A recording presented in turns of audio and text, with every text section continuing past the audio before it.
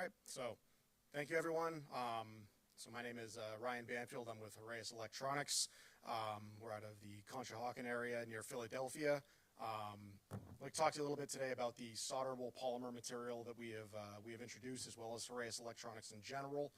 I've sat through a lot of these talks, and I found that the ones that I'm always most engaged in are the ones that are more high level. So that tends to be my more presentation style.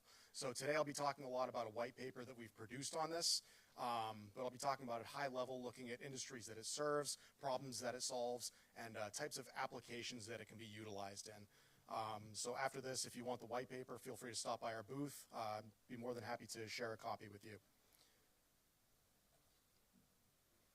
So first, just kind of a quick introduction into Heraeus in general. May not be as relevant here since we're in Europe, but most Americans don't know the name Heraeus. So I always like to introduce us as one of the largest companies that you've never heard of that is involved in pretty much everything that you interface with every day. So we do a lot of different things in the medical industry, precious metals.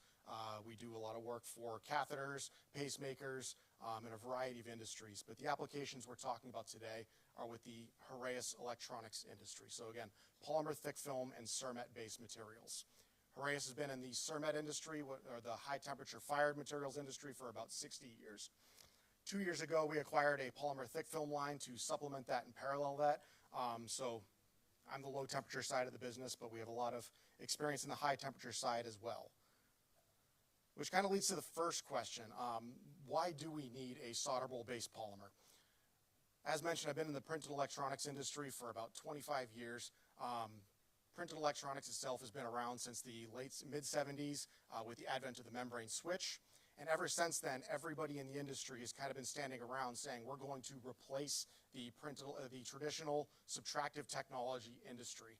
The issue with that is that instead of replacing it, we should be looking at augmenting and supporting it and taking the things that are learned from that industry and pulling it into the printed electronics side of the formula.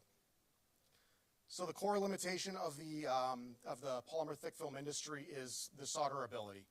There's a variety of other things, but looking at solderability or attaching the components directly to the substrate has always been limited to two-part or one-part epoxy-based materials. So we have to deal with the long pot life, we have to deal with the continuing evolution of the viscosity over time, changing processing parameters, the long cure cycles, the low attachment rate. The way I've always described two-part epoxies for the printed electronic industry, or even one-part epoxies, is it's the best solution if you can't use solder. Solder in every way, shape, or form is always going to be better than the epoxy-based materials. So kind of taking a look into that, and what I mean by that is, solder is always going to have that snap cure. It's going to have higher conductivity. It's going to have better mechanical strength and better reliability over long-term demanding applications. So without the solderability, printed electronics has always been kind of isolated in a way that we can only use, low temperature substrates with those low temperature based epoxy materials. So as mentioned, the major industry gap has always been the temperature side of the solderable based materials. Not just on a substrate side, but the screen printable polymers that we're using.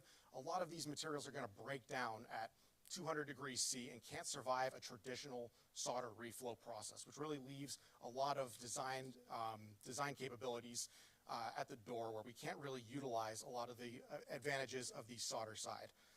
On top of that, we're also looking at problems with silver migration, and any sorts of solderable polymers in the past have utilized copper particles, which oxidize heavily when they go through the reflow process without some sort of an inert gas.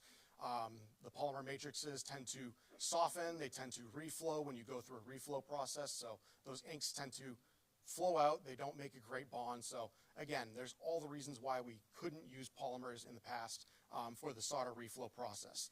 The other issue, of course, is the high temperature soldering damages a lot of those substrates, something we can't solve with the base material, but is still a limitation of utilizing solder in some applications.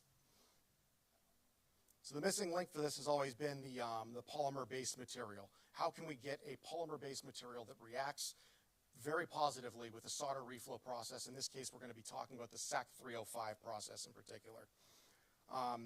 As I've talked about before, we run into problems with particles from